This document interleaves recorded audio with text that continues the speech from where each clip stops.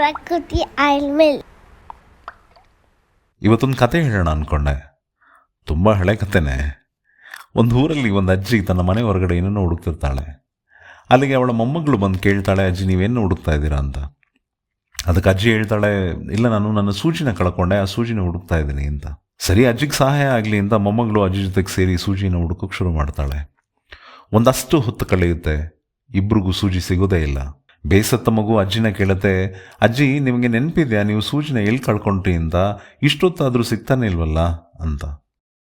ಅದಕ್ಕೆ ಅಜ್ಜಿ ಹೇಳ್ತಾಳೆ, ನಾನು ಸೂಜಿನ ಅಡುಗೆ ಮನೇಲಿ ಕಳ್ಕೊಂಡೆ ಅಂತ. ಆಶ್ಚರ್ಯಗೊಂಡ ಮಗು ಕೇಳುತ್ತೆ, ಹಾಗಾದರೆ ನಾವು ಇಲ್ಲಿ ಹೊರಗಡೆ ಬಂದು ಏನು ಮಾಡ್ತಿದ್ದೀವಿ ಅಜ್ಜಿ, ನಾವೇನಕ್ಕೆ ಇಲ್ಲಿ ಬಂದು ಹುಡುಕ್ತಾ ಇದ್ದೀವಿ ಅಂತ.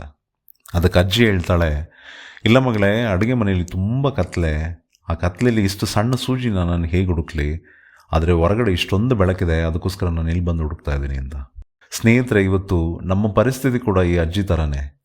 ನಮ್ಮ ಆರೋಗ್ಯವನ್ನು ಅಡುಗೆ ಮನೆಯಲ್ಲಿ ಕಳ್ಕೊಂಡು ಊರೆಲ್ಲ ಹುಡುಕ್ತಾ ಇದ್ದೀವಿ.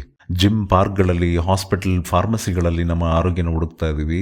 ಆದರೆ ನಮ್ಮ ನಿಜವಾದ ಆರೋಗ್ಯ ಅಡಗಿರೋದು ನಮ್ಮ ಅಡುಗೆ ಮನೆಗಳಲ್ಲಿ. ಯೋಚನೆ ಮಾಡಿ.